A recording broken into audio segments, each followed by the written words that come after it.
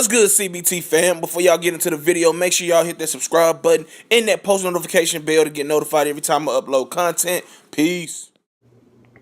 What's good, YouTube? It is your boy Big Cool coming to you from Colossal Boxing Talk. Colossal Boxing Talk is associated with Three Kings Boxing under the movement umbrella, and I am back with another video. I'm going to be covering some of the latest boxing news. First up, Clarissa Shields looks to capture 2 titles at middleweight. She will be back in the ring on June 22nd against Hannah Gabriels, who's 18-1 with 1 draw and 11 knockouts for the vacant IBF and WBA titles. This will mark her first fight at middleweight. So, she's trying to become a champion in 2 weight divisions. The fight will take place at the Masonic Temple in Detroit, her home state, where she has a big following. You know, she's a 2-time Olympic gold medalist. She's been tabbed as the future of women's boxing. But there's a lot of, talented fighters. Cecilia Barakis, Katie Taylor, just to name a few. Amanda Serrano, can't forget her. So it's definitely a lot of, talented ladies that's in the sport of boxing that are great elite level type fighters that, have something to say about being that face of boxing right now. It is Cecilia Barakis, who is she's just a phenomenal fighter, very talented. She makes her American debut this weekend on the undercard of Daniel Jacobs' Salaki fight in New York City. As you all know, Clarissa Shields is moving towards a fight with Christina Hammer, who is the current WBC and WBO middleweight champion. Hammer will be defending her titles against Tori Nelson in her long-awaited American debut. I will post a link to the article from 3kingsboxing.com in the description below so you all can check it out. But like I said, man, it's good to have Clarissa Shields back in the ring. She's a talented fighter. She's still growing as a pro, and she's trying to become a champion. Both fighters, Christina Hammer and Clarissa Shields, if they indeed win, they could be potentially matched up in a mega fight for women's boxing later on this year. So hopefully both of these women win and set up a mega fight, because both of them has already started the trash talk.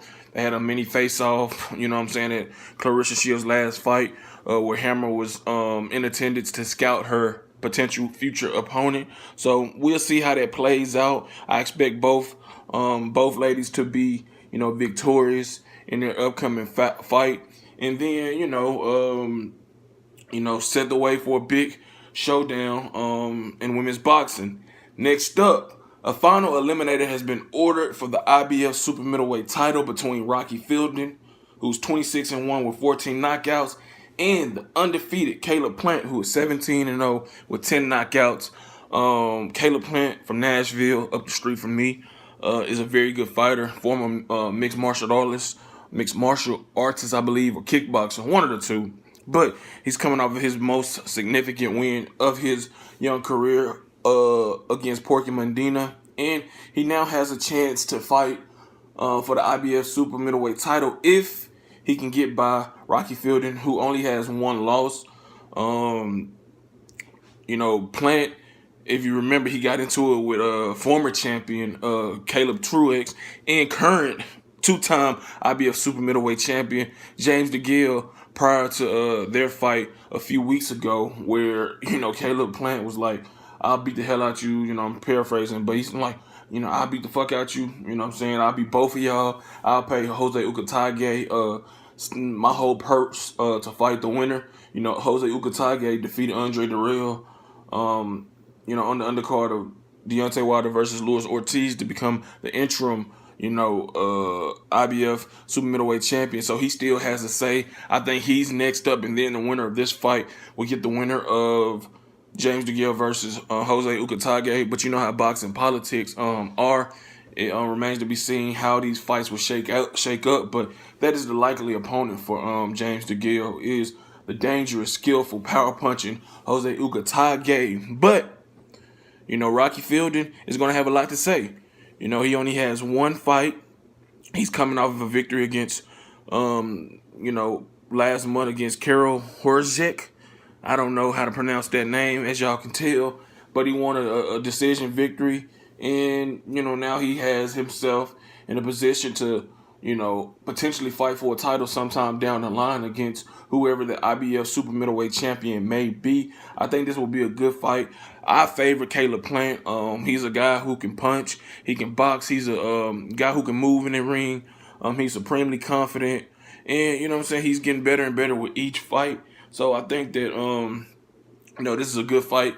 It can be a solid fight in the ring. I don't know if they're going to reach an agreement, straight up, or if it'll have to go to a purse bid. But 3kingsboxing.com will keep you posted on this news as more comes out. I'll also post a link to the description to this article in the description below, so y'all can check that out.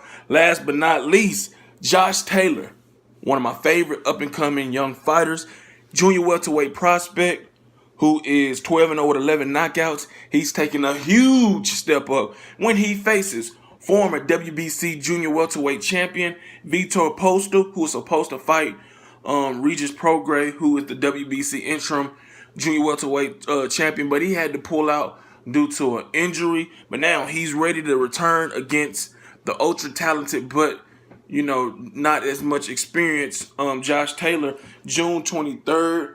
And this fight will take place in Scotland.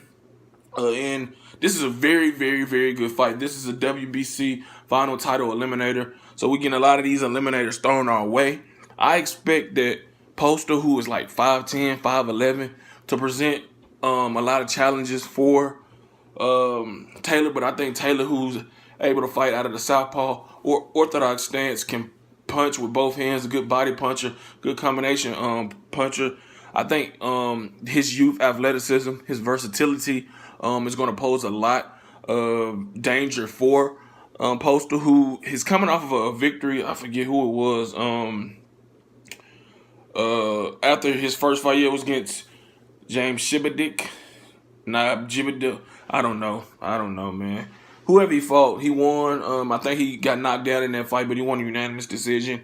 It remains to be seen if he's all the way back after suffering that one-sided loss to former undisputed junior welterweight champion Terrence Bud Crawford in a fight where he was dropped twice and just was routed and Bears dominated from beginning to end. But he has a chance to, give Josh Taylor his first L, teach him a learning experience, and continue on to get back to relevancy at 140. That reach, that height, that skill set, that underrated power, that long jab, he causes problems for a lot of people. So it's going to be interesting. If his punch resistance is somewhat still, respectable, then I think that Josh Taylor will be in for a long night. But if Josh Taylor is able to, dictate, be able to overwhelm him early, I think it could be a short night for Victor Postol. But like I said, a lot of good fights in the making. A lot of these young prospects are stepping up against these seasoned veterans, former champions, and it's good to see because you can't babysit them forever. But if you like this video, do what I told you to do in the beginning. Hit that like button. Drop a comment in the comment section below. Head over to Facebook. Smack that like button on the Colossal Boxing Talk Facebook page. Follow me on Twitter at ColossalCBT. Shout out to everybody in the movement that's moving with us. Shout out to my boy CJ Goodfella from the Boxing Clinic. That's my dog, so go support him. Subscribe to his channel. Check him out on Facebook as well. Like his page, the Boxing Clinic, and more. Until next time, I'm out. Peace.